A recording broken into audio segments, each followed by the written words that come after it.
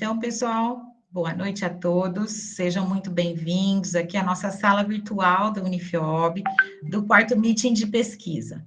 Então, hoje nós teremos aqui um encontro muito especial com a professora Rosana Ferrarito, né? Ela já esteve aqui conosco em outras vezes, é uma parceira de muitos anos pela LETEC, IFE, e também do grupo de pesquisas Acontece. Hoje, nós vamos falar, né, vamos ter um webinar, um bate-papo de pesquisa sobre projeto de pesquisa, o que é, como se faz e para que se faz um projeto de pesquisa, né? Então, eu espero que todos aproveitem muito a professora Rosana, tudo que ela tem aqui para nos falar, né, transmitir para vocês. Agradeço imensamente sua parceria e sua gentileza, Rosana, de estar sempre conosco com seus ensinamentos. Em nome da reitoria, em nome das diretorias da Unifiob, espero que essa parceria perdure por muitos e muitos anos. Muito obrigada, Rosana, por sua presença e todos aqui, viu, gente? Em nome do Núcleo de Pesquisa Institucional, eu e a professora Michele agradecemos muito. Obrigada, gente.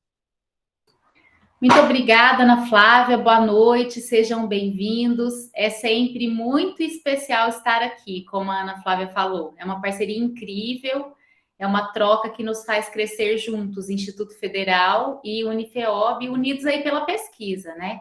E o LALETEC, esse Laboratório de Letramento Técnico Científico, que é o laboratório do Acontece, o Grupo de Pesquisas em Comunicação Científica, tem a oportunidade aqui de compartilhar os saberes e os materiais que nós desenvolvemos para as boas práticas da pesquisa e da comunicação científicas. Eu vou compartilhar a minha tela e fiquem à vontade para interagir comigo durante a minha fala. Vocês podem me interromper e podem perguntar, colocar considerações no chat, e no final eu sempre deixo um tempo para que a gente possa também esclarecer mais algumas questões que ainda restarem. E vocês já estão vendo aí a minha tela? Estamos sim, Rosana. Ok. E aí, qual foi a última vez que você se viu entre dois caminhos possíveis? Quantas vezes na nossa vida a gente se vê diante de escolher uma direção? Fico ou vou? Bom, se fico, eu fico. Mas a ideia é ir, né? E se vou? Família ou carreira? Lazer ou trabalho? Vida acadêmica ou vida profissional? Exatas, humanas, biológicas? Menos ou mais? Razão ou emoção? Sim ou não? Os dois. Se escolho sim, não escolho não. E muitas vezes dizer não não é uma escolha. A escolha única é dizer sim. No contexto pandêmico, nós tivemos que aprender isso. Aprender online ou aprender no físico? Ou aprendo online ou não aprendo, né? Então, esse pensamento binário de ser ou não ser, não nos basta. Mas ser o quê? Como ser? Bom, são tantas as decisões, não é mesmo? Olha a pluralidade de escolhas que nós temos ao nosso dispor. Seria a arte imitando a vida ou seria a vida sendo provocada pela arte, hein? Alice, Manual de Semântica, revela para nós essa busca pelo sentido da vida. Sentido de significado e sentido de direção também. Eu vou fazer uma graduação, mas em que área do conhecimento? Em que curso? Em que faculdade? E qual que é o mercado de trabalho para essa área? Bom, já consegui entrar na faculdade, aqui estou. Mas me disseram que eu tenho que fazer um TCC no fim desse curso. Ai, ai, ai, ai, ai. Mas eu tenho que pesquisar? Eu já vou virar cientista agora na graduação? Ser cientista não é muito forte, não? Mas, gente, tem uma oportunidade maravilhosa de bolsa de iniciação científica. Mas eu preciso de um tema e eu preciso chegar para a vaga com um projeto de pesquisa. Mas e aí, quem que vai me orientar? De onde eu saio, de onde eu parto para escrever esse projeto? E olha, escrever um projeto de pesquisa é novidade para muitos aqui, né? Mas qual foi a última vez que você fez algo pela primeira vez? E quantas vezes na vida você escolheu um caminho sem volta, sabe daqueles que você não consegue mais desviar? Porque a paisagem atrai tanto, mas também porque você já foi longe o suficiente para não desperdiçar mais os esforços, você não quer desistir? A gente sabe que os caminhos nunca estão livres de dúvidas, de medos, de dificuldades, de cansaços e de descrenças. Mas desistir nunca é uma opção. O que precisamos aprender é estrategicamente trabalhar e descansar e ter coragem quando a vida embrulha tudo, né? Essa é a lição de Guimarães Rosa, a partir do personagem Riobaldo em Grande Sertão Veredas. E essa mensagem que eu quero deixar para vocês no começo dessa oficina: quem elegeu a busca não pode recusar a travessia. Tarde demais. Já que estamos aqui, qual é o caminho? Vem comigo que vamos entender como estruturar um projeto de pesquisa, o que é e para quê.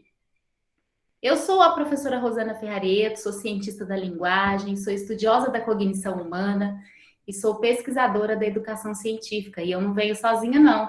Nessa minha travessia pela ciência, olha quanta gente boa aí comigo. Eu tenho alunos, egressos, servidores, né, que são técnicos administrativos e professores das mais várias áreas do conhecimento, das humanidades, das exatas, da tecnologia, que fazem comigo esse percurso, né, conectando pessoas com paixão e propósito da empatia à autonomia. E essa é a nossa casa, o Instituto Federal de São Paulo, campus São João da Boa Vista. E eu sempre agradeço muito a oportunidade de estar com vocês pela quarta vez, né, desde o primeiro meeting de pesquisa, e estaremos juntos também em abril para seguir com esses ensinamentos e aprendizagens sobre como fazer ciência e como comunicar ciência. Tudo bem até aí, pessoal? Tudo certo, Rô. Para mim aqui eu bem. Tudo bem. Então, tá bom. De vez em quando eu vou perguntando, porque eu não estou vendo o chat, e aí você vai, então, me transmitindo, Ana Flávia. Então, vamos começar do começo, né? Eu preciso contar para vocês que todas as considerações que eu vou fazer aqui, todas as orientações de redação do projeto de pesquisa que eu vou transmitir, tem como referencial teórico esses dois estudiosos. O Mark Turner, que é o fundador da teoria da integração conceitual, como nosso pensamento cria as boas ideias a partir da integração de conceitos. Isso é fruto do trabalho humano, fruto da criatividade humana. E para a linguística cognitiva, as palavras têm alma. Por trás de um texto escrito que é produto, acabado, bonitinho, parece fácil fazer, mas a gente erra muitas vezes antes de acertar, existe esse grande desejo de acertar de primeira. Mas não é uma tarefa simples, porque os textos, eles veiculam a nossa lógica de pensamento, que vem junto com a nossa percepção, com a nossa cultura, com a nossa história de vida. Então, como escolher uma expressão dessa essência que caiba no papel? Então, esse é o trabalho que a gente aprende aí estudando a linguística cognitiva, né? Mente e comunicação. E como a gente pode usar essas ferramentas para escrever o texto científico.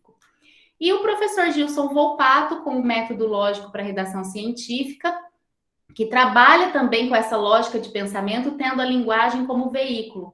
E não considera só a comunicação para a mentalidade do cientista. Ele nos ensina sobre a comunicação, sobre o método, sobre a lógica de pensamento, sobre a epistemologia, que são as teorias do conhecimento que estão por trás do fazer científico, sobre a filosofia da linguagem, que é o que a gente está fazendo aqui. A gente está filosofando, discutindo sobre ciência e, sobretudo, sobre a ética, né? Então, nós aprendemos muito também com essa parceria com o Instituto Gilson Volpato de Educação Científica. Então, além de eu não estar sozinha aqui, eu estar com os meus colegas pesquisadores cientistas do Acontece, nós temos aí, né, estamos sobre ombros de gigantes, nós temos aí essas duas fontes de inspiração.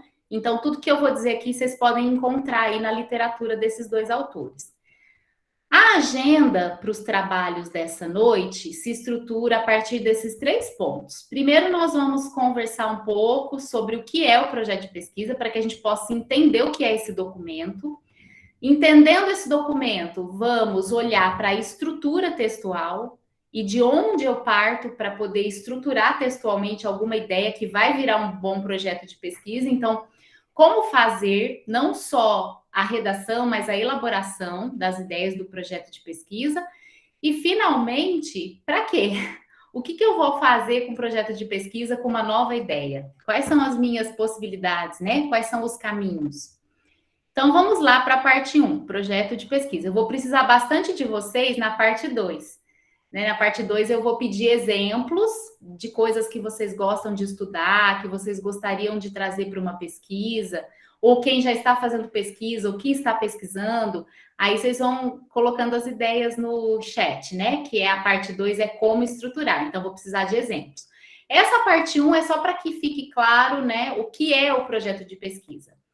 A palavra projeto, do latim, significa lançar para frente. Então, quando eu faço uma projeção, eu faço um planejamento, eu pavimento o meu olhar para o futuro, usando as experiências do passado e avaliando o presente e também as possibilidades futuras, a partir das oportunidades do presente e a partir das experiências do passado.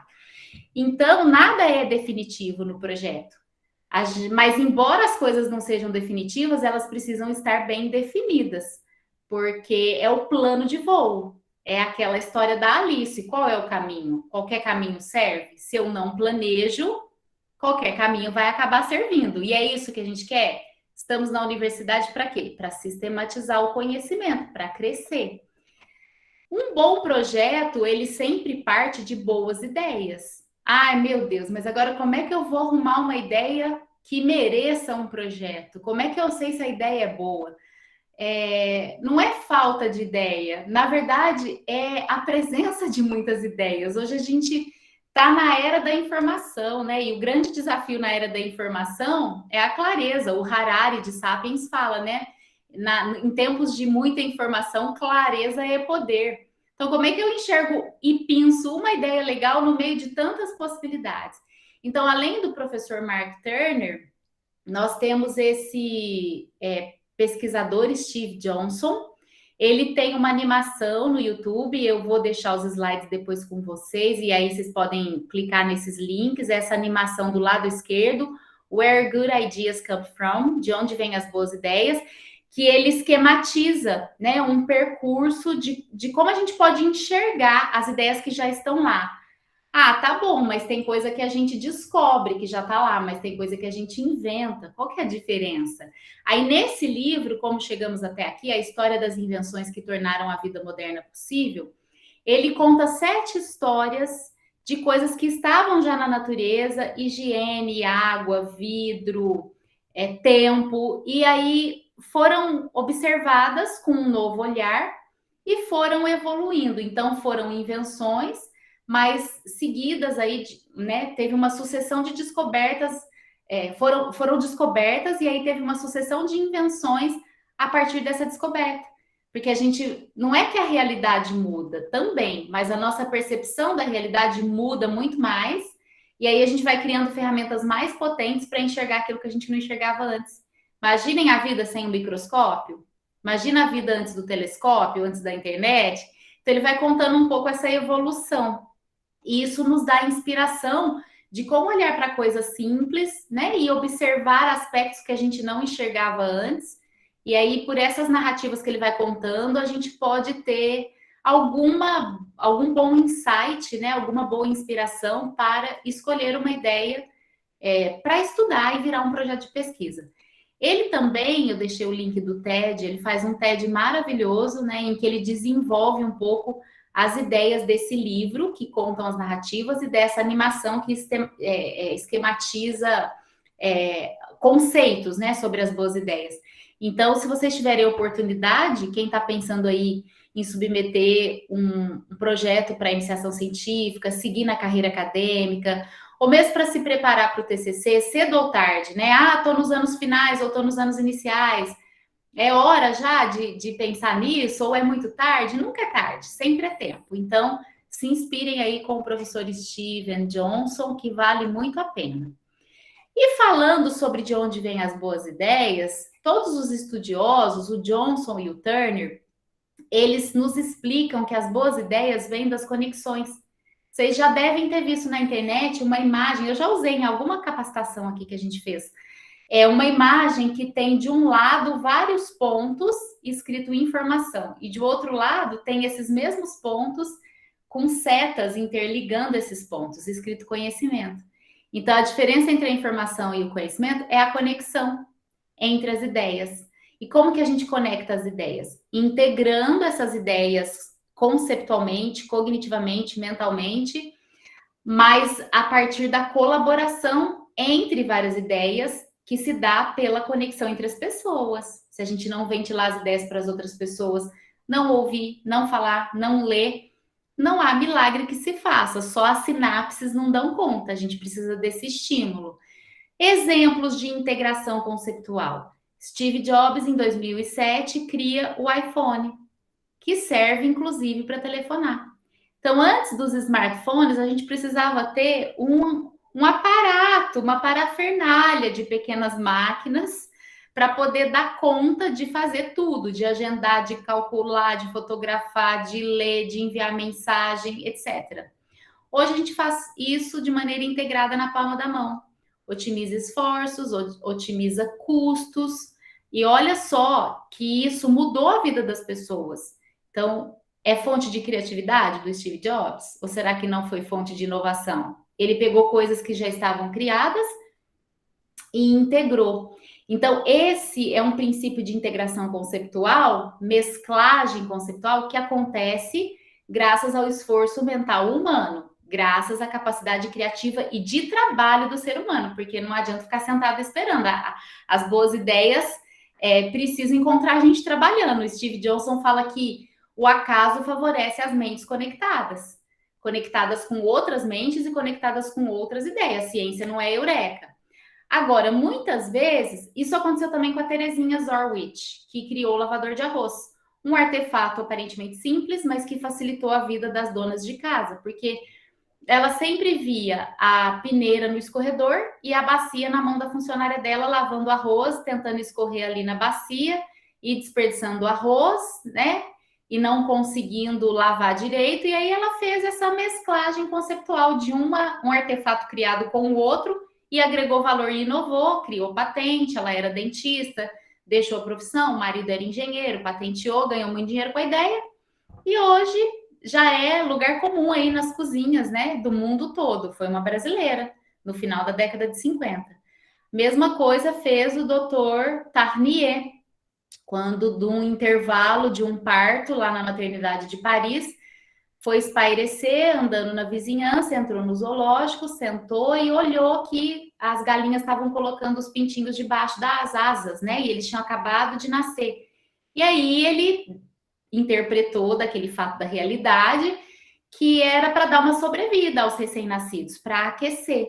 E aí ele voltou para a maternidade e criou a primeira incubadora humana, que era uma caixa de madeira com esses galões de água fervendo, e naquele ano ele diminuiu em 28% a mortalidade infantil derivada dos nascimentos de prematuros.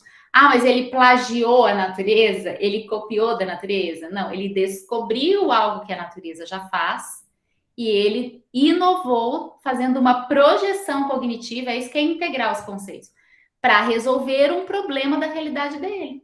Então, um projeto de pesquisa precisa de uma ideia que resolva um problema. E aí, essas são ideias que são fruto desse blending, dessa mesclagem, dessa integração conceitual que é próprio da nossa criatividade humana, próprio da nossa cognição. Existe também uma integração de uma outra natureza. Há uma integração entre a água clorada e o fato de as novelas serem chamadas de soap opera, que significa ópera do sabonete. Qual seria a integração? A integração entre a galinha esquentar o pintinho debaixo da asa e a incubadora parece óbvio. A integração entre vários dispositivos no smartphone também. A integração de uma peneira e uma bacia também parece óbvio. Mas parece óbvia essa relação entre a água clorada e o fato de as novelas em inglês serem chamadas de soap opera, que literalmente significa ópera do sabão? E a relação entre o Titanic e a ultrassonografia? Parece uma integração conceitual óbvia ou não? Essas duas integrações, elas não são fruto do blending, da criatividade humana, que é uma capacidade inata, cognitiva nossa, pela força do trabalho. Elas são fruto do efeito borboleta. Elas são fruto de o fato de o humano ser um sistema complexo, autoadaptativo, que também resolve problemas, assim como o esforço cognitivo de resolver o problema de lavar arroz, de trazer tantos dispositivos na palma da mão e de diminuir a mortalidade infantil.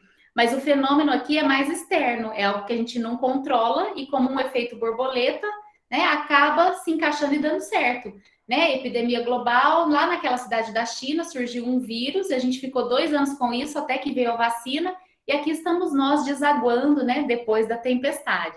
Agora, como é que foi essa história aí da água clorada e do Titanic, que estão no livro do Steven Johnson, como chegamos até aqui? A água clorada foi desenvolvida por um médico, John Leal, em New Jersey, pouco antes da Primeira Guerra Mundial. Antes disso, as pessoas tomavam água contaminada, nadavam na água contaminada, os médicos não lavavam as mãos em água limpa, então muita gente morria na cirurgia. Às vezes eles nem lavavam as mãos porque a água estava suja mesmo. E aí esse médico descobriu que podia tratar a água com cloro. E antes os biquínis eram feitos aí com 3 metros de tecido. E aí agora, né, depois da Primeira Guerra Mundial, que os Estados Unidos construiu-se mais de 10 mil piscinas no país inteiro, porque a água estava limpa, podia nadar mais, os biquínis começaram a ter menos de meio metro de tecido, né, porque não era tão perigoso nadar com pouca roupa, e nem perigoso ingerir água, e aí as pessoas começaram a tomar mais banho, então a indústria do sabonete deu um boom, e eles eram os principais anunciantes das novelas de rádio na época. E aí, por projeção, batizaram ali as novelas de ópera do sabão, que eram os principais anunciantes. Então, olha os impactos de uma ideia para resolver o problema da higiene, da mortalidade. Teve outros impactos aí financeiros, no entretenimento. Então, quando a gente for falar do para que o projeto, lembrem-se disso, né? O ponto de partida é uma boa ideia é aquela que resolve um problema. Como que eu desenvolvo essa ideia? Eu vou integrando outras ideias com outros saberes, conversando, lendo, aprendendo, fazendo faculdade, fazendo TCC, e aí isso deságua, né, lá nos impactos para a ciência, para a tecnologia, para a educação, para a economia, impactos sociais diversos. Mesma coisa aconteceu aí, esse efeito borboleta, né? Então a integração conceitual ela acontece ou pela mesclagem, que é cognitiva, ou pelo ambiente via efeito borboleta, sistema complexo. Depois do naufrágio do Titanic, começaram a criar estratégias para evitar que isso acontecesse de novo, né? Não dá para ter sempre um naufrágio como esse, não vamos evitar. E aí começaram a desenvolver ferramentas para que o navio pudesse emitir sons e que esses sons pudessem evitar, essas ondas sonoras pudessem evitar, como se fosse uma bússola, né? Pudessem evitar que eles se chocassem contra icebergs.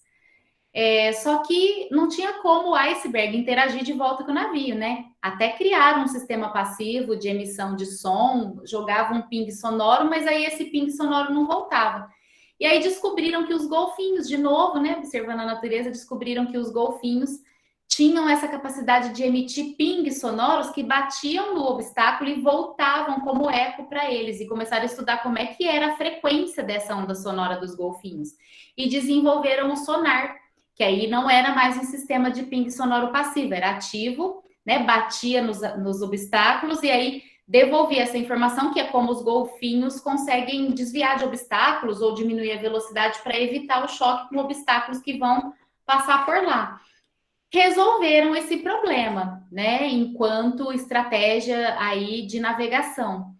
Mais tarde, fazendo esse foi um efeito borboleta, porque foi uma necessidade que bateu a porta por conta de um acidente, e aí eles tiveram que observar o ambiente onde aconteceu o acidente, e aí, com essa capacidade de mesclagem cognitiva, desenvolveram o sonar.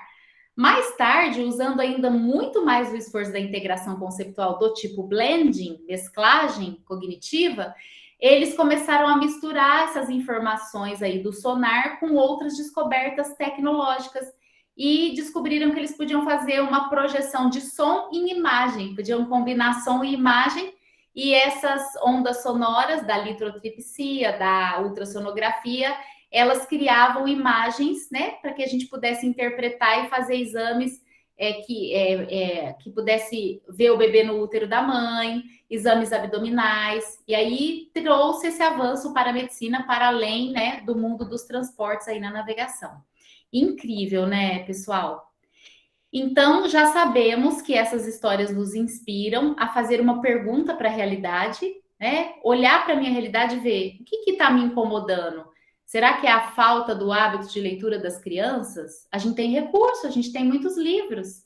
Como é que eu vou incentivar o hábito de leitura nas crianças que ficaram desinteressadas, desmotivadas, porque ficaram 2 anos na tela? Né? A Cris nos trouxe essa pergunta no começo aqui da nossa oficina. E a Ana Flávia falou: olha, a gente tem aqui iniciação científica, projetos, quem sabe alguém não se interessa em responder essa pergunta?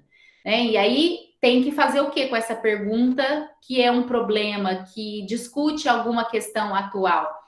Tem que mirar nessa pergunta e olhar o outro lado dela, né? Porque a pergunta a gente olha o porquê. Por que isso acontece? Por que as crianças estão desmotivadas para ler? E aí eu mapeio esse contexto. Ah, foi a pandemia, foi a tela, mas em que medida isso afetou? E como é que eu posso reverter isso? Então, o meu objetivo é o quê? É motivar as crianças a ler? Depende de como eu mapear o meu problema. Às vezes eu posso perceber que não é bem a motivação, é falta de oportunidade. Não, mas não é, porque tem livro, o livro está chegando. Então, será que é falta de estrutura para leitura? Será que as crianças estão com dificuldade na compreensão leitora? Será que eu não preciso capacitar essas crianças? Porque a gente só se motiva, só gosta daquilo que a gente conhece? E aí, mapeando esse problema, conhecendo essa realidade, conversando, lendo, discutindo, eu vou estabelecer qual que é o meu objetivo. Né? Se é conseguir estratégias para motivar, ou para capacitar essas crianças, ou para conseguir mais livros, ou para criar um ambiente de leitura. E estabelecendo esse objetivo, que é o para quê, depois de olhar para trás, eu olho para frente, eu escolho uma cola entre essas duas realidades. Qual é o como que vai me fazer transformar essa pergunta-problema em resultados que eu acabei de projetar no meu objetivo? Né? Como é que eu vou transformar o meu objetivo em resultado? Que ferramentas eu vou usar? Que caminhos metodológicos existem aí que podem me favorecer? Então, é essa estrutura conceitual do projeto de pesquisa. Então, é um projeto científico, porque eu tenho que pegar informações e conectá-las para transformar em conhecimento de uma maneira sistemática, organizada. Então, por isso que é um projeto de pesquisa científico, não é uma pesquisa qualquer, que eu vou só buscar dados na internet, por exemplo. Conectar tudo isso parece uma tarefa simples, mas vai tempo para pensar, vai colaboratividade com as pessoas, vai tempo de leitura. E aí, para fazer esse projeto científico, eu tenho que ligar uma ideia que seja uma novidade, que resolva um problema que está sendo discutido atualmente, que ainda não foi respondido. E aí, eu preciso de evidências. Lembra do exemplo que a gente acabou de dar das crianças que não leem? Que evidências eu preciso? Tem recurso? Tem dificuldade? Tem motivação? Tem estrutura? E aí, como que eu consigo essas evidências? Conversando com as pessoas que estão nesse ambiente, indo até a literatura. A gente faz pesquisa bibliográfica, porque ainda bem outras pessoas já nos antecederam e já encaminharam assuntos que podem nos alavancar para resolver esses problemas. E essas evidências científicas, elas têm que fazer sentido para todo mundo. Por isso que a gente fala que elas são interindividuais. Não pode ser só individual. Só eu acho que as crianças estão desmotivadas. Eu preciso do relato dessas crianças, dessas mães, desses professores, da observação de outros profissionais para verificar se a minha percepção não é só individual, né? Se todo mundo está enxergando a mesma coisa. E aí, quando eu registro no documento, elas se tornam perenes, porque aí outro pesquisador pode ler aquilo que eu escrevi, reproduzir essa pesquisa na realidade dele e assim caminha a humanidade, né? Então, por isso que a gente precisa basear as nossas ideias em evidências da realidade. Tudo bem até aí, pessoal? Ficou claro o que é um projeto de pesquisa? Tudo certo, Rô. Eu estou aqui já pensando mil coisas. Eu queria até fazer uma observação. Eu vi ontem naquela Pequenas Empresas, Grandes Negócios, o cara com uma startup fantástica, que ele viu, lógico, é inovação, mas não deixa de ser uma ideia fantástica, né? Então, ele está usando impressão 3D para criar óculos personalizados para Uau! crianças, para pessoas. Eu achei, assim, sensacional aquilo. Eu falei, gente, uma grande sacada, né? É, sempre que vem, eu sempre falo, todo cientista é muito curioso e tem grandes ideias que, de repente, você fala, puxa vida, isso pode dar certo. Eu lembrei de comentar aqui. Ô, Ana, você deu uma excelente sugestão. Assistir a pequenas empresas, grandes negócios também é uma grande fonte de ideias aí para fazer pesquisa. Eu assisti há 2 domingos atrás e eles estavam falando sobre o uso dos podcasts na educação, como a pandemia estimulou. O Brasil, acho que é o segundo país que mais consome podcast. E como é um recurso educativo maravilhoso, né? O podcast, que está conquistando cada vez mais os aprendizes. E esse do óculos, que você falou, do 3D, do óculos personalizado, no livro do Steven Johnson tem um capítulo sobre o vidro, que ele fala como a descoberta do vidro proporcionou... Imagina um computador sem vidro, não tinha condições, né? A tela do celular. Mas, assim, os óculos, né? Os óculos que a gente usa hoje para aumentar a sobrevida dos nossos olhos e conseguir ler, conseguir fazer várias atividades, nos manter ativos, veio graças à descoberta do vidro, né, que é um elemento da natureza. E olha só, esse encadeamento de integrações conceituais agora já estão usando uma tecnologia 3D para criar óculos personalizados. Tá vendo como que a nossa percepção da realidade vai mudando em função das ferramentas que a gente mesmo desenvolve como cultura, e aí novas ferramentas vão dando novas ferramentas que a gente enxerga melhor, né? Então, bem lembrado esse exemplo aí, Ana, muito legal. Obrigada. Imagina. Então, agora vamos lá. Estrutura, como fazer? Quando a gente olha para um projeto pronto, se vocês buscarem aí na internet modelos de projeto de pesquisa, né? Vocês vão ver que ele é esse documento que mostra o planejamento do que você ainda não fez, né? Você ainda vai fazer no TCC, na iniciação científica, numa bolsa de mestrado, doutorado, para pedir dinheiro para a FAPESP, para o CNPq, para a Unifeob, para o Instituto Federal, para fazer um projetinho de pesquisa. Então, ele vai ter o título, ele vai ter os nomes dos autores, um ou dois, né? Porque você pode fazer em coautoria com o seu orientador, ou 2 alunos que estão aí na mesma graduação e desenvolvendo um tema parecido. Aí ele tem um resumo, uma introdução, considerações sobre a metodologia, um cronograma, porque um projeto ele é finito, né? Ele vai ter a duração de 1 ano, no caso de iniciação científica, de 2 anos no mestrado.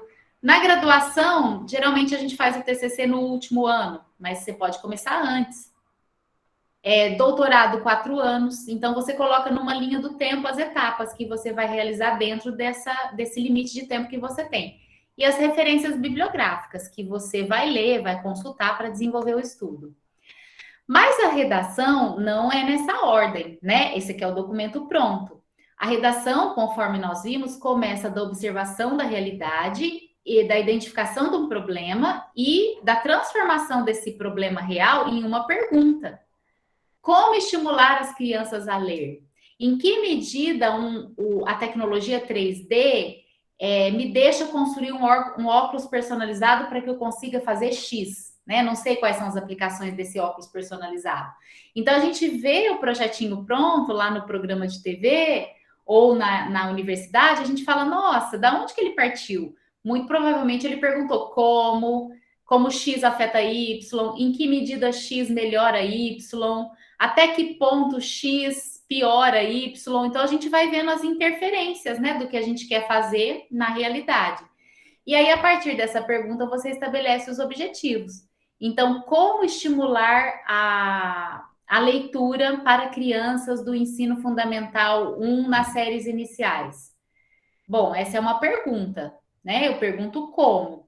Agora, qual que é o seu objetivo? Seu objetivo é que, estimulando a leitura dessas crianças, elas possam ser mais reflexivas e críticas, que elas possam ter uma formação integral e humanizada, ou que elas possam melhorar o seu desempenho nas aulas de língua portuguesa da escola, ou que elas possam adotar a leitura-fruição, porque todo mundo tem direito à literatura, já diz o professor Antônio Cândido, né?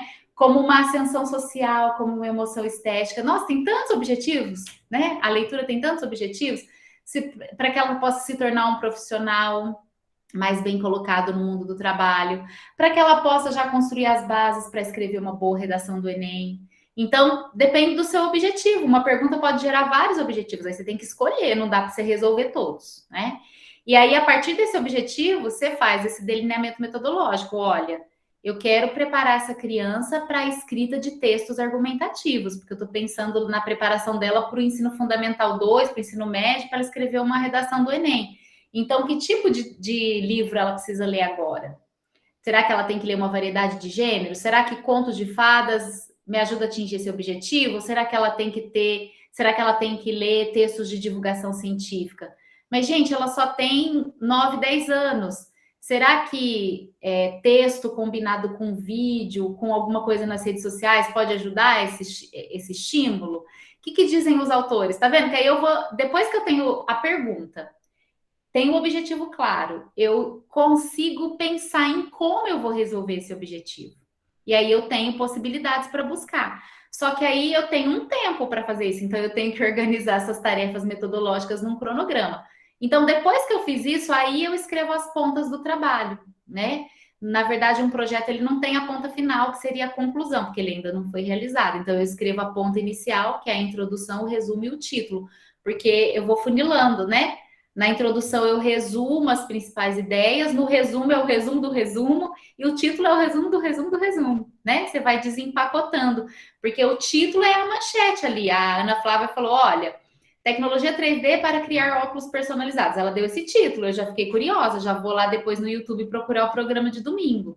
Quando eu abri o programa de domingo, a jornalista vai apresentar a matéria, fazendo um resuminho para segurar a gente para assistir depois do intervalo. Quando a matéria começar, ela vai fazer uma introdução antes de entrevistar a pessoa que desenvolveu a tecnologia. E assim é no documento escrito do projeto de pesquisa, claro, com uma linguagem científica, porque é baseado em evidências que são interindividuais. É diferente da linguagem de uma reportagem de TV. Então, a Cristina está perguntando aqui se é válido ouvir a comunidade para pesquisa. Sim. Se for uma pesquisa dessa natureza sua, ô Cristina, eu penso que é válido sim. Informalmente, porque primeiro a gente faz as coisas de forma intuitiva. Então, sabe quando você vai ao médico, tem um diagnóstico e você fala, nossa, é muito sério isso que eu tenho, eu preciso ouvir uma segunda opinião? Aí você consulta um outro médico, um terceiro médico. Eu, como educadora, quando eu percebo alguma realidade na minha sala de aula, eu converso com os meus colegas na sala dos professores, que dão aulas para as turmas da mesma idade. E digo, olha, eu percebi que os alunos não estão interessados nisso, mas estão interessados naquilo. Você tem, ou está tendo esse problema de indisciplina, você tem essa mesma percepção? Como é que está sendo com você? Então, eu vou ouvir a comunidade de uma maneira informal. Agora, se eu quero realmente fazer uma prática educativa interventiva, aí, e que eu vou estabelecer um projeto de pesquisa para a universidade ou para obter uma bolsa, aí eu preciso submeter isso ao Comitê de Ética e Pesquisa, porque vai envolver seres humanos, eu vou coletar dados via questionário, entrevista, roda de conversa, aí tem que formalizar isso, né? Mas muitas vezes eu faço essa consulta à comunidade de maneira informal e intuitiva, só para sentir o que eu preciso ir na literatura buscar, e aí eu posso fazer uma pesquisa bibliográfica, né? Eu faço só uma sondagem que não precisa entrar no projeto de pesquisa. Perfeito, Rosana. Lembrando aqui o pessoal que está nos assistindo aqui, que nós temos o nosso comitê de ética aqui, institucional, Unifiob, né? Então, pesquisa em humanos e também em animais. Muito bom. Tem que tomar esse cuidado e que bom que vocês estão bem assessorados aí. Então, identificou o problema, você vai encontrando justificativas, porque às vezes você não tem justificativa para desenvolver aquele estudo, porque você identificou o problema, mas quando você faz a sondagem na comunidade, você vai na literatura, a pergunta já foi respondida, então não justifica mais você fazer o projeto. E aí você tem que lançar um novo olhar. Ah, já tem um smartphone, então não preciso criar mais, né? Já tem a incubadora, não preciso criar outra. Mas será que tem alguma tecnologia que eu posso agregar para melhorar isso? Ou será que é bom eu olhar então para outro tema que está menos desbravado? Então, aí você vai criando essas justificativas até você chegar na pergunta: como, em que medida, até que ponto, o que? Se for uma novidade, você não vai perguntar como ainda, né? O que é isso? metaverso. É um tema novo, o pessoal de informática aqui no IFE sabe pouco sobre isso, porque tem pouca literatura científica, tem muita especulação, então vai que algum aluno quer fazer um TCC sobre isso. Ele não vai perguntar como, em que medida, até que ponto, por quê, o que causa, o que isso afeta, porque não tem ainda conhecimento suficiente sobre isso. Então ele vai perguntar o que é metaverso, como funciona. E aí, com a pouca literatura que tem dos especialistas, né? Ah, tem Bitcoin, já pode comprar terreno online. É mais do que uma Second Life, porque você cria um avatar e você vive num universo paralelo. Como assim? Né? Ninguém sabe muito sobre isso. Assim foi quando aconteceu a internet das coisas, quando aconteceu a computação em nuvem lá atrás, quando aconteceu o Big Data. Ou pensem aí vocês nas áreas do conhecimento de vocês, né? Novas técnicas que surgiram aí na educação física, na fisioterapia, na arquitetura e no urbanismo. Quando surgem técnicas novas, a gente não sabe muito o que é. Então, a gente tem que fazer uma pergunta de caracterização para poder entender o que é e como funciona, para depois saber como isso interfere em outros aspectos. E aí que eu vou precisar da ajuda de vocês. Como é que a gente começa a olhar essa realidade, fazer essa sondagem com a comunidade, ler a literatura? Enxergando esses elementos do mundo como variáveis que variam. E aí a gente põe essas variáveis em conjuntos. Então, se a gente olhar ali, ó, piano online, piano digital. Opa, essa pesquisa é da música. Deficiência, alunos, ensino, química, educação. Ó, é o ensino de química ali, o tema da pesquisa. Ética, legal, direitos, autor, recursos, natureza. Será que é do direito essa pesquisa? Covid, pandemia, NLP, inteligência. É alguma área científica que está estudando a pandemia de Covid-19. Enfermagem, saúde, idoso, cuidado, envelhecimento, assistência. Olha que legal. Será que é da fisioterapia essa pesquisa? Será que é da saúde? Como é que chama? Geriatria, né? Python, data. Isso aqui deve ser da informática. Gato, animais, humanos, raça. Será que isso aqui é da veterinária? Então, alguém podia me dar aí um tema de pesquisa que está fazendo ou que gostaria de fazer? Digita aí no chat, a Ana Flávia lê para nós, para a gente enxergar quais são esses componentes, esses elementos que a gente chama de variável. Ou pode abrir o microfone.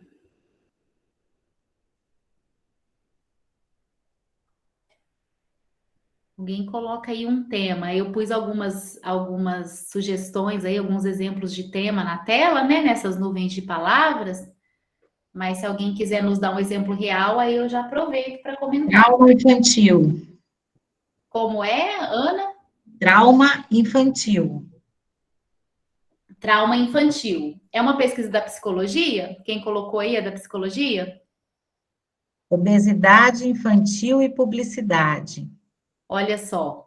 Olha que legal. Então, a gente está numa realidade que é das crianças, né? Tanto a ideia da obesidade quanto do trauma é das crianças. É da psicologia, viu, professora? Da psicologia, legal. Vamos pegar essa do trauma infantil, por exemplo. Você tem que começar a problematizar, o próprio trauma infantil já é um problema, né? Porque o trauma precisa ser resolvido. E aí você pode pensar, o que causa esse trauma ou como esse trauma afeta a vida da criança? Mas que criança? Em que idade? É um trauma em casa ou é um trauma na escola? Como lidar com esse trauma? Tá vendo que quando você olha para esse tema, você vai desempacotando, imaginando o que causa e o que afeta essa problematização? E aí, quando você vai delimitando que criança, em que ambiente, em casa ou na escola, em que faixa etária, o que falta para essa criança? Autorregulação? Aí, quando o cara, o cientista o estudioso é especializado, ele sabe trazer os termos, né? É uma comorbidade que causou esse trauma, um acidente, e aí o que causou esse trauma causa, né? Eu já sei qual é a causa dele, mas o que ele afeta? Ele afeta a autorregulação da criança, e aí esse trauma gera uma obesidade infantil, e aí essa criança fica ansiosa porque ela sofre problema de interação social, e ela desenvolve problemas de saúde. Olha como que já foi longe, eu nem sei qual que é a pesquisa da pessoa, mas é assim que a gente começa a listar ideias, a gente começa a listar variáveis, né? Então, eu listei variáveis do trauma infantil que dizem respeito ao tempo e ao espaço da pesquisa. É na escola, na educação infantil, que vai de tantos a tantos anos. E aí eu começo a fazer conjuntos dessas variáveis. Então, eu tenho a variável do tempo e do espaço. Tá, agora eu tenho variáveis que são conceitos teóricos que envolvem esse trauma. Autorregulação, interação social. Aí eu faço um outro conjunto. Eu vou fazendo vários conjuntos de variáveis teóricas e operacionais. Eu vou falar um pouco sobre isso na próxima aula, no fim de abril, que a gente vai estabelecer os objetivos de pesquisa. Como é que eu monto esses conjuntos de variáveis para mapear minhas ideias? E aí eu tenho que equilibrar variáveis que são teóricas, conceitos, e variáveis que são operacionais, que são variáveis concretas, práticas, a partir das quais eu consigo registrar a minha variável teórica. Então, eu sou da química, eu quero medir o pH de uma substância, porque o meu objetivo é verificar a acidez dessa substância. O pH é uma variável teórica. Dá para medir? Dá para medir, mas eu preciso de uma maquininha de medir o pH. Então, essa é a variável operacional. O trauma da criança é teórico. Como é que eu vou medir esse trauma? Que eu preciso... Por isso que chama variável, eu tenho que fazer ela variar. Ela tem muito trauma, pouco trauma, trauma agudo, trauma brando, eu não sei nem os nomes, né? A pessoa da psicologia vai saber. Bom, eu posso medir pelo relato da criança, pelo relato dos pais, pelo relato dos professores. Se eu for usar relato, vai ter consulta à comunidade, vai ter que submeter ao comitê de ética e pesquisa. Mas será que se eu medir a frequência cardíaca da criança, a pressão arterial, a dilatação da pupila, ou será que se eu fizer uma situação controlada de aprendizagem, pedir para ela desenhar alguma coisa, eu consigo interpretar os traços do desenho e consigo inferir algumas coisas, e aí eu tenho algumas métricas, eu posso emitir um laudo. Então, essas métricas que eu registro esses conceitos são as variáveis operacionais, né? E aí eu vou fazendo esses elementos variarem. Hoje a criança está mais ansiosa, ela desenhou assim, fez o traço preto. Hoje a criança está mais tranquila, ela desenhou com traço mais a menos, uma cor mais leve. Ela está oscilando de temperamento. O que essas variáveis me dizem, né? Então, você vai começando a listar essas variáveis. Lógico que no projeto de pesquisa você não precisa pôr tudo isso, mas você tem que pensar nesse mapeamento, começar a listar no papel para você colocar isso dentro de um objetivo do que dá para você fazer. Porque, veja, você peca pelo excesso, você vai fazendo um mapa mental de várias variáveis e depois você pinça aquilo que você quer estudar, você tem que recortar, não dá para estudar tudo. Obrigada aí pelo exemplo. Aqui a Cristina também falou que o dela sobre obesidade infantil e publicidade é do direito, é só como exemplo também que ela passou aqui para a gente. Aí as variáveis vão ser outras, tá vendo? Então, que aspecto do direito vai ao encontro dessa questão da obesidade infantil? Né? Como que alguma coisa do direito vai resolver algo que a criança que está passando por essa situação precisa, né? Que precisa ser resolvido. E aí você vai pensando essas variáveis dentro do direito. Eu fiz aqui uns exemplos, né? De pensar variáveis dentro da psicologia. Então, por isso que a gente precisa conectar essas ideias, e aí, lógico, além de escolher um tema, uma ideia que seja relevante e que possa ser problematizada, você tem que ter experiência mínima ou pelo menos um tempo para estudar, para se apropriar disso. Não dá para a gente também escolher um tema que a gente não tem competência para desenvolver. Por isso, inclusive, que a gente estuda, faz faculdade, tem orientador, tem os grupos de pesquisa, tem as formações, para a gente poder ir desenvolvendo esse olhar, né, que vai calibrar essas variáveis. E aí, quando você olha para essas variáveis, além delas te ajudarem a estabelecer o objetivo, ajudarem a estabelecer o problema de pesquisa, elas te ajudam a estabelecer o objetivo. Porque existem dois tipos lógicos de pesquisa. Você pode querer caracterizar essas variáveis, no caso do metaverso, que ainda não é dado na literatura, ou você pode querer, com essas variáveis, testar hipóteses de relação entre elas. Aí você desenvolve um mecanismo. Será que se eu fizer isso, abranda o trauma da criança? Ou será que essa prática interventiva vai apavorar mais a criança? Como isso afeta isso? Então, aí você vai fazer uma pesquisa aplicada de teste de hipóteses. E aí eu vou vir aqui falar exatamente sobre isso, sobre os tipos lógicos de pesquisa e como escrever os objetivos. Para o seu projeto, você precisa de um desenvolvimento preliminar. Então, basta você saber isso. Olha, olhei para as minhas variáveis, fiz um rascunho a partir dessa ideia problematizada, fiz uma perguntinha, comecei a colocar elementos nos conjuntos. O que eu quero fazer com esses conjuntos de ideia? Já tem isso na literatura? Já caracterizaram? Já descreveram? Já, não preciso fazer isso de novo. Então, eu vou me adentrar e vou tentar testar hipóteses entre algum aspecto do direito e a obesidade infantil para resolver o problema que eu tenho. Agora, se eu quero caracterizar, eu uso um verbo, uma variável e o contexto. Hoje à tarde eu participei de uma banca de mestrado na área de educação profissional e tecnológica, lá da UIF Sul de Minas, né, no campus de Inconfidentes, participei online. E o objetivo do trabalho de qualificação foi mapear práticas exitosas nos projetos integradores entre disciplinas técnicas e disciplinas básicas no ensino médio da Fundação lá de Barueri, no curso de hotelaria.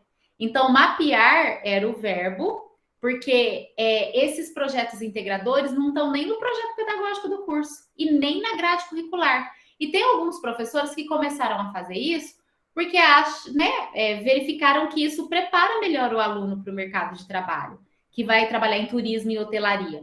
Então, eles começaram a integrar disciplinas técnicas com disciplinas como português, matemática, e começaram a fazer simulação de eventos lá no ensino médio. Então, se não existe isso ainda de maneira sistematizada, ele quer sistematizar, ele quer mapear o quê? As práticas exitosas desses professores que fazem esses projetos integradores sem estar no currículo, porque tem tanta coisa boa sendo feita que se perde. E qual que era o sujeito, o objeto, o contexto? Cursos de ensino médio da área de hotelaria na Fundação Barueri. Né? E ele pegou primeiro, segundo e terceiro ano do ensino médio, pegou 3 eventos que eles fazem. Ele não queria testar hipóteses, ele poderia querer. Né? Ele poderia colocar, investigar se os projetos integradores realizados nos anos de 2019 a 2021 afetaram o ingresso dos alunos egressos no mercado de trabalho. Então, ele podia ir até a comunidade, resgatar informações, contato desses alunos egressos e falar, onde você está trabalhando? Deixa eu ouvir sua percepção. O fato de você ter ingressado nessa profissão foi só o curso ou você acha que o projeto integrador te impulsionou? Então, ele não ia usar um verbo de caracterização como levantar, mapear, descrever, identificar, que é o que ele quer fazer, né? Porque primeiro ele quer sistematizar, depois no doutorado dele ele pode fazer essa sondagem da percepção dos alunos e testar as hipóteses, porque a hipótese dele é que esses projetos contribuem demais para a inserção dos meninos no mercado de trabalho, que tem que ter. Mas antes dele falar que tem que ter, ele tem que mostrar que tem, porque não está no documento. Então, aí depois, numa pesquisa futura, ele pode querer usar uma pesquisa de teste de hipóteses. Aí muda o verbo, investigar, testar, verificar se os projetos integradores, que é X ali, a hipótese, melhora a vida do aluno, né, que participou deles no mercado de trabalho, no contexto de hotelaria. Então, depois que você olhar para suas variáveis, pergunte para você, quero descrever, identificar, mapear? Uso esse verbo, uma variável só e o meu contexto. Não, quero ir além, quero testar, porque a caracterização já é dada na literatura. Uso o verbo de teste, se ou como, a hipótese, que é a relação de uma variável com a outra, né? Aí eu ponho a leitura, a motivação afeta a quantidade de livros que a criança lê. Né? O trauma infantil ocasiona problemas de interação social na sala de aula. E ponho ali o sujeito e o objeto. Né? Qual que é o entorno, qual que é o contexto, quem está participando.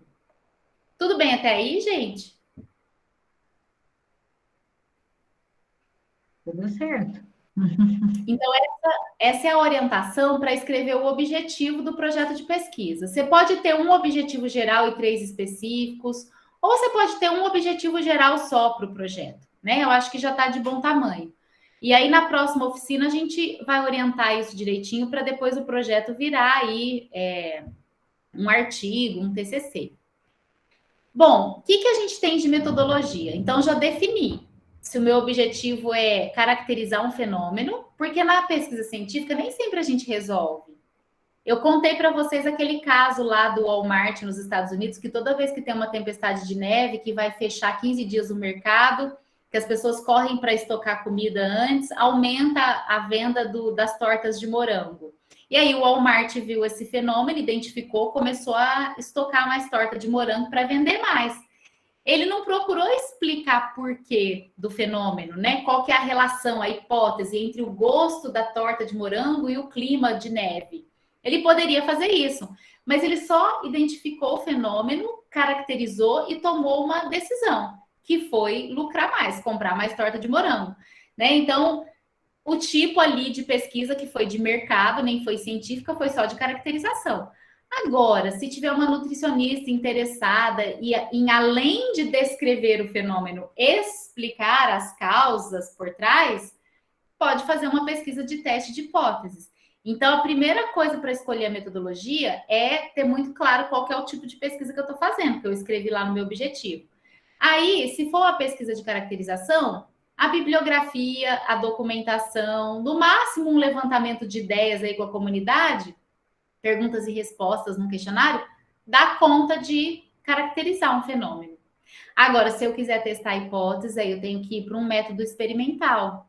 O estudo de caso, ele pode ser ou de caracterização ou de teste de hipóteses, né? Esse aluno de hoje à tarde, ele está fazendo um estudo de caso numa instituição lá em Barueri, que ele está coletando esses documentos dos projetos integradores, olhando para o projeto do curso, olhando para o currículo, olhando para a literatura. Então, ele está usando bibliografia, documental e estudo de caso. Ele não chegou a fazer uma pesquisação de interferir nesses projetos. Ele está como observador externo.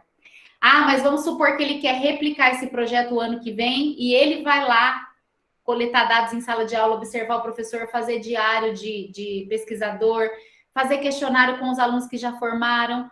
Aí ele vai usar outra metodologia, porque mudou o tipo de pesquisa dele, né? Então, percebam que o método ele vai de acordo com o tipo de pesquisa. E, dependendo do método, você tem as técnicas e os instrumentos. Então, se eu quero fazer o método bibliográfico, toda pesquisa é bibliográfica, né? Na graduação, no mestrado, no doutorado. A gente não ignora o saber já produzido. A gente vai na literatura estudar o que já foi feito.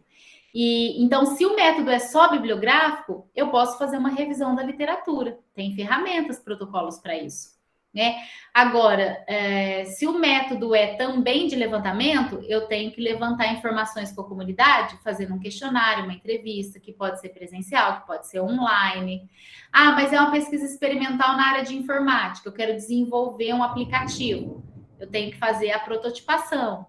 Ah, mas eu não quero nem entrevistar e nem fazer o questionário, eu quero só observar, fazer um estudo de caso e relatar o que eu vi no documento. Então, você vai usar a técnica de observação. E aí, dependendo da técnica, você usa um instrumento de registro, né? O Google Forms para fazer entrevista ou questionário, ou você pode gravar a entrevista, aí tem que submeter ao Comitê de Ética e Pesquisa. Você pode planilhar os dados no Excel. E aí tem várias técnicas e instrumentos, né, que a gente pode entrar também em detalhes em outra ocasião. Só estou dizendo que no projeto você tem que tomar essas decisões e escrever pelo menos 1 ou 2 parágrafos. Não precisa ser nada muito aprofundado, mas você tem que mostrar para quem vai ler o seu projeto e te dar a vaga de IC, te dar o dinheiro para fazer pesquisa, avaliar você na disciplina, que você sabe quais são os métodos, técnicas e instrumentos que servem ao seu tipo de pesquisa. Você não vai medir a febre com microscópio, você vai medir a febre com termômetro, porque é uma ferramenta válida que testa aquilo que você quer testar, que é a temperatura. Então, mas onde eu vou para descobrir sobre a metodologia? Nos livros de metodologia do trabalho científico. Chega na biblioteca e pergunta, o que tem aqui no acervo? Tem um e-book que está aqui nas referências, que tem uma lista de todos os métodos, técnicas e instrumentos e a descrição. Para que serve? Como funciona? Você olha para o seu objetivo e vê, casou? Então, você escreve lá, esta é uma pesquisa de caracterização, será realizada a partir do método bibliográfico e documental. A bibliografia será dos autores XYZ, né? Pergunta para o seu professor, para o seu orientador, quais são os principais teóricos.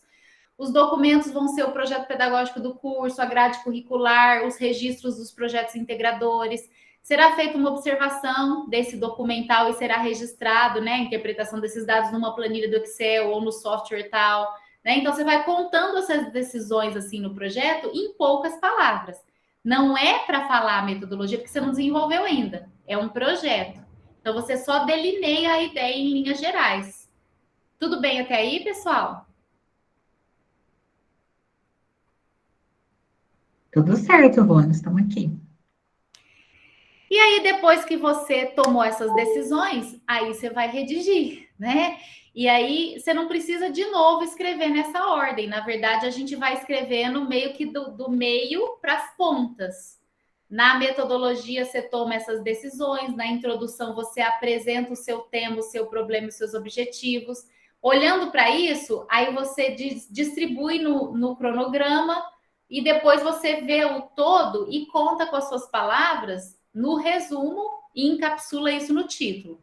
Então, vamos ver um exemplo de título: Competência em Informação e Desinfodemia no contexto da pandemia de Covid-19. A referência aí é um trabalho de 2020. De acordo com a BNT, o resumo tem que ter essas partes: apresentar esse tema e esse problema, o objetivo, a metodologia, os resultados e a conclusão. É um texto de 200 palavras. Vejam vocês aí que uma frase dá conta de apresentar cada uma dessas partes. Ali na metodologia que ela caprichou mais, porque ela teve que colocar métodos, técnicas, instrumentos, palavras-chave, que são palavras que representam a ideia geral. Aí você vai falar, mas na introdução não é a mesma coisa? Quem colocou alguma coisa no chat pode falar. A Cristina está pedindo se você poderia estar voltando um slide. Prontinho.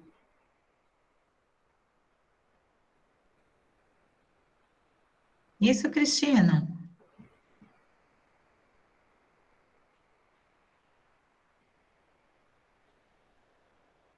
Pronto? Então, o resumo apresenta as principais informações na ordem, né? É claro que o resumo de um projeto não vai ter aqui resultados e conclusão, ele vai parar na metodologia. Na introdução, você vai colocar as mesmas informações do resumo, só que você vai desempacotar um pouquinho mais. Pode falar, o chat aí.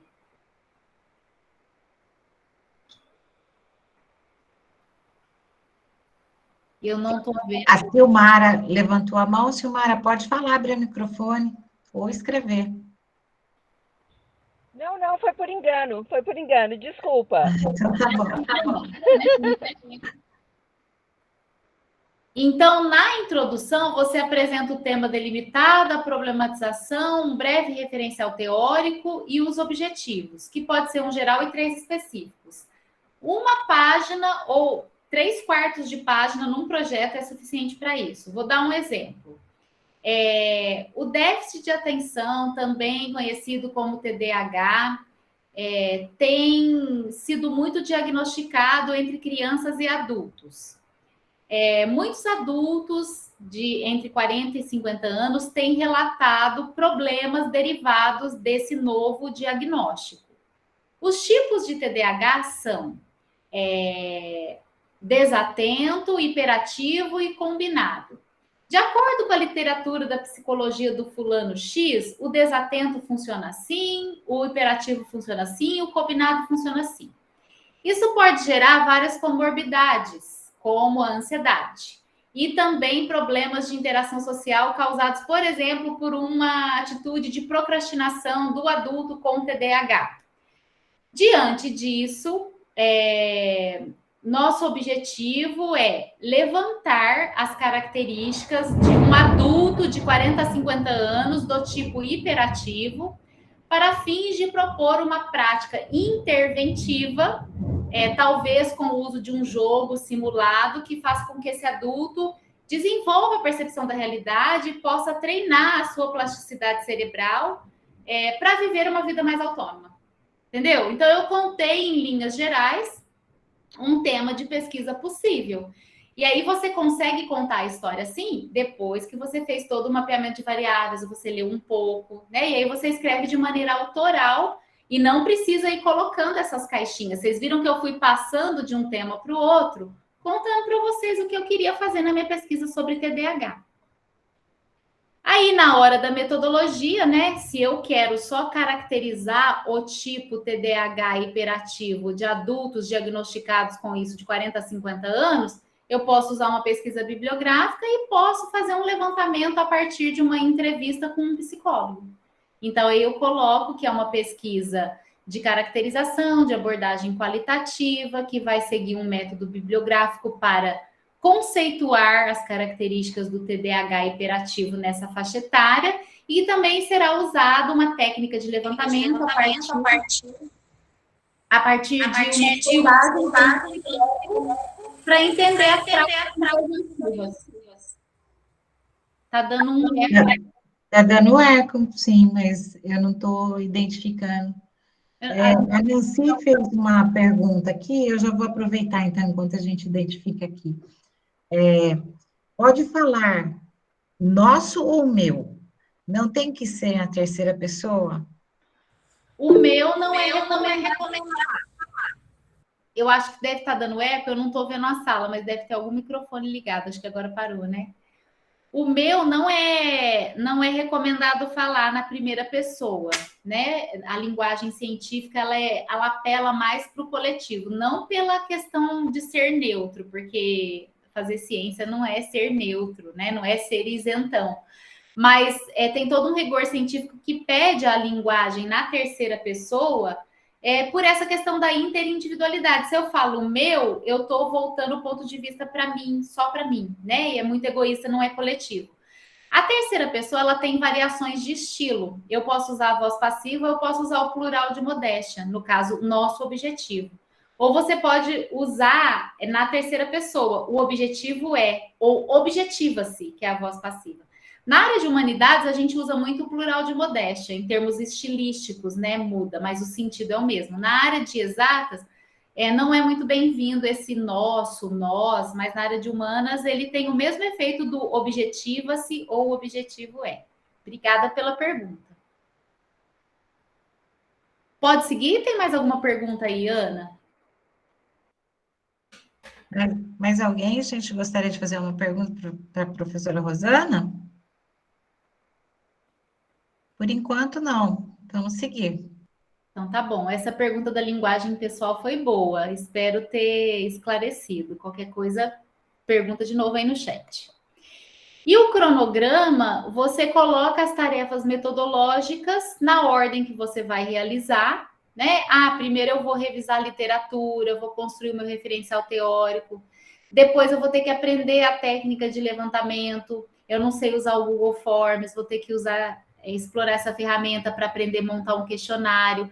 Aí depois eu vou entrar em contato com o psicólogo, né? Mandar o link para ele, perguntar se ele pode responder essas perguntas para eu entender melhor, do ponto de vista empírico, da experiência, como é que é, né? Eu vou encontrar um psicólogo que é especialista nisso, se ele pode me ajudar com essas respostas. Aí eu vou produzir um gráfico, né? A partir das respostas, das principais características que eu encontrar na literatura. E quando é um projeto de pesquisa para iniciação científica, a gente tem que entregar relatório, então tem que prever também aí como metas do trabalho. Então você põe as metas e depois você distribui essas metas no calendário. Então eu vou fazer a pesquisa de abril até novembro, vai ter 8, 9 meses ali. Eu tenho 9 meses para fazer 5 coisas, então eu vou dividir. Quanto tempo eu posso gastar para cada uma? Mas eu vou, claro, também, se eu tenho facilidade com a ferramenta, eu não vou gastar 3 meses, mas talvez para ler eu vou precisar ficar 2 ou 3 meses lendo. Então eu ponho a quantidade de meses, claro que eu vou consultar outras pessoas, trocar ideias, né?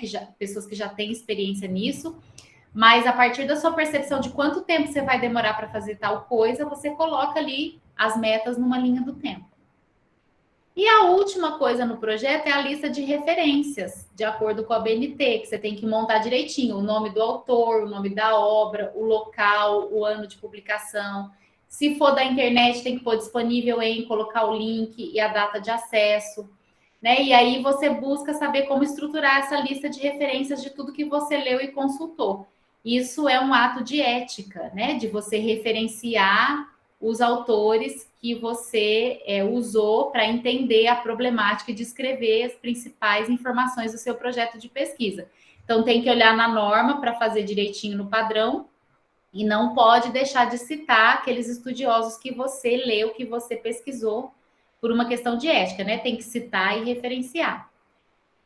E, finalmente, antes de eu ir para a parte 3, quero só perguntar para vocês se alguém quer dizer alguma coisa sobre essa segunda parte da estrutura. Esse aqui, gente, é um guia orientativo, né? Depois você pode olhar nos slides e procurar mais informações sobre cada etapa. No próprio Laleté que acontece, nas nossas redes sociais, no site, a gente tem aulas, videoaulas sobre cada um desses aspectos, que depois vocês podem aprender cada parte, né? Professora, tem uma pergunta aqui do Wesley. Uma citação de citação pode ser direta ou devo escrever com as minhas palavras o que entendi? Pode ser das duas formas. A bem da verdade, a gente não recomenda muito citação de citação. A norma prevê, no caso de você não conseguir recuperar a obra original, ou porque ela é muito antiga e não foi mais publicada, e aí você não achou nem no sebo, nem na livraria, nem na biblioteca, né? Esgotou os exemplares, ou porque ela está num idioma estrangeiro que você não lê. Então, aí você tem que usar o outro autor que citou o original. Mas quando a gente está lendo um texto e a gente vê que aquele autor citou um outro, o que a gente deve fazer? Ir lá na lista de referências daquele autor que divulgou o outro e ir na fonte. E aí, ler a fonte e escrever a citação indireta de preferência. Porque a indireta você tem que entender, processar e escrever com as suas palavras. A direta a gente só usa quando é um conceito e a gente não quer correr o risco de falar com as nossas palavras aquele conceito que é chave, que é fundamental. Ou quando é um trecho muito impactante que você fala, gente, se eu for filtrar isso com as minhas palavras, não vai dar o mesmo efeito. Mas a gente não deve exagerar na citação direta, a gente deve priorizar a citação indireta. E a citação de citação a gente deve evitar mais ainda, a gente deve usar só quando precisar. Agora, quando for usar a citação de citação, depende. Se o autor que citou o outro fez a indireta, aí você ou usa a indireta dele igualzinha e põe entre aspas. Agora, se ele fez a direta, você pode fazer a mesma coisa, fazer a direta, mas mesmo assim tem que pôr o APU de citação, porque foi ele que recortou e não você. Ou dá para você ver o trechinho que ele citou diretamente e fazer indiretamente. Mas como não é dele, é do outro, mas foi ele que citou, você tem que citar os dois também. Né? Então, depende de como você quer fazer. Respondeu, Wesley?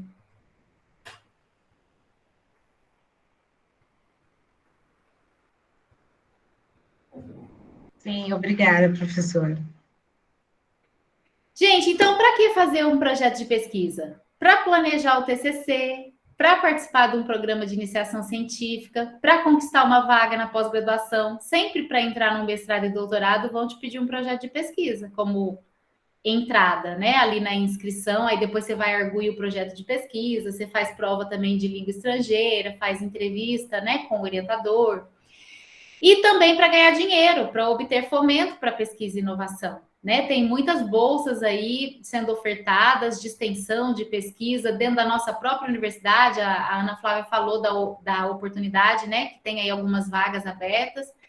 E ou para fazer um curso no exterior. Eu consegui um fomento da FAPESP em 2018, 2019, fiz um pós-doc nos Estados Unidos, submeti o que para a FAPESP? Um projeto de pesquisa.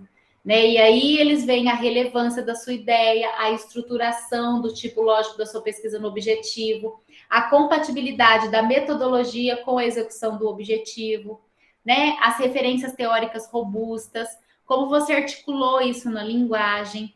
Então, desde uma coisa simples, que é um TCC que você pode chegar para o seu orientador e falar, olha, eu quero que você oriente meu trabalho lá no último ano. Aí ele vai perguntar, que legal, oriento sim, o que você quer fazer? Né? Não chegue para o orientador falando assim, não sei, porque a pesquisa é sua. Né? Venha com alguma ideia debaixo do braço, e aí esboça algumas ideias num projeto que não precisa ser nada formal, mas como ponto de partida. E claro que um projeto de pesquisa, como ficou assim claro para nós nesses exemplos que a gente trocou aqui, eles ajudam a responder problemas. Ele não só, a gente precisa fazer projeto de pesquisa só para resolver problema, para aproveitar oportunidades. Né? A gente viu que teve um nicho ali que dá para desenvolver uma tecnologia para melhorar a nossa vida, até para ganhar dinheiro. Steve Jobs ganhou muito dinheiro com a ideia dele, né? E, acima de tudo, gente, para uma coisa ou outra, problema ou oportunidade, para produzir conhecimento. É para isso que a ciência serve, é para isso que estamos aqui. E ter um pouco de bom senso, né? Porque nem toda invenção é uma inovação. Então, inventaram ali a manteiga de cacau para passar no pão de forma, né? Como se fosse um batom, um óculos para pingar colírio. Será que é necessário? O pai solo que não tem a mãe do bebê amamentando, simulando os seios maternos, será que uma mamadeira não resolve? Então, tomar cuidado também de não querer reinventar a roda e ficar carnavalizando, né? Trazendo umas ideias mirabolantes que são até bacanas, mas qual que é a problemática que isso resolve? Qual que é a oportunidade que isso me dá? Bom, pessoal, para criar e inovar, eu indico esses 2 livros. O Criatividade, uma visão cognitiva e cultural para o século XXI, cita muito o Steve Johnson, tem uma linguagem um pouco mais acessível. A narrativa do Steve Johnson é cheia de muitos detalhes, ela cansa um pouquinho no começo, então, se vocês tiverem a oportunidade de ler primeiro esse Criatividade para depois ler do Steven Johnson, ou tanto faz, né? Qual vocês quiserem ler, eu indico. Indico essa videoaula do professor Gilson Volpato, que fala sobre tudo isso que eu falei aqui, passo a passo, né, de como construir o projeto de pesquisa. As fontes dessa aula estão baseadas nesse método lógico do professor Gilson Volpato. Essas são as referências da aula. Falei aqui para vocês que esse e-book vocês conseguem baixar gratuitamente aqui. Ele tem uma lista de vários métodos de pesquisa, não só isso. Ele conta como fazer o texto científico do começo ao fim, não só os projetos, o TCC também. E as nossas redes sociais, para mais materiais, para mais eventos. Se vocês nos seguirem lá, vocês conseguem nos acompanhar aí e serão sempre muito bem-vindos. Eu agradeço a gentileza de vocês me ouvirem. A gente acabou 7h30 certinho, né? A gente começou um pouquinho mais tarde, então eu sei que vocês têm aula, não quero também segurar vocês, mas eu fico disponível aqui mais 10 minutinhos para outras perguntas. E terminar com essa reflexão, né? A Alice e o gato. Você pode me ajudar? Sim, pois não. Para onde vai essa estrada? Ah, para onde você quer ir? Ah, eu não sei, eu estou perdida. Para quem não sabe para onde vai, qualquer caminho serve. Muito bom, professora. Muito obrigada mais uma vez pela sua colaboração aqui com o Unifiob, com os nossos estudantes. Eu não tenho nem como agradecer em nome da reitoria, em nome das diretorias, a sua participação nesse evento nosso. Fico muito contente em ouvir mais uma vez, né, sobre pesquisa, sobre estruturação de projeto, e ouvi-la mais uma vez falando sobre isso. É uma delícia a gente pensar e viajar num projeto de pesquisa, né? Então, quando a gente começa a imaginar, ter uma ideia, e até onde essa ideia nos leva. Então, a professora Rosana acabou de falar, eu quero dar um depoimento aqui. Ela estruturou um projeto, encaminhou para a FAPESP, recebeu fomento, foi para o exterior, né, se desenvolveu lá. Então, eu falo, gente, que a pesquisa, ela não tem limite de sonhos, de nada. Eu conheci muitos países do mundo, né, por meio da pesquisa. Então, assim, fiquem com isso. Então, comecei na faculdade, não tive oportunidade de fazer uma iniciação científica, entrei para o mestrado, doutorado, fui para fora também, apresentei muitos trabalhos no exterior. Então, assim, a gente não tem limite quando a gente faz pesquisa. A gente, amando o que a gente faz, a gente consegue conhecer outras pessoas, formar uma rede de contatos impressionante. E esse é o meu depoimento que eu quero dar para vocês, né? Pensem bem grande, pensem alto, né? Criem, imaginem e não fiquem restritos. Eu estou numa cidade pequena, não tenho uma universidade. Não. Eu fui para outras universidades, conheci muitas coisas, e isso não vai restringi-los de maneira nenhuma. Então, muito obrigada, professora Rosana, obrigada pela sua participação. Eu agradeço aqui em nome da nossa instituição. Eu vou agora finalizar a nossa gravação para deixar aqui aberto para quem estiver aqui ainda, né? A Rose está aqui, a nossa estudante de medicina veterinária. Então, quem quiser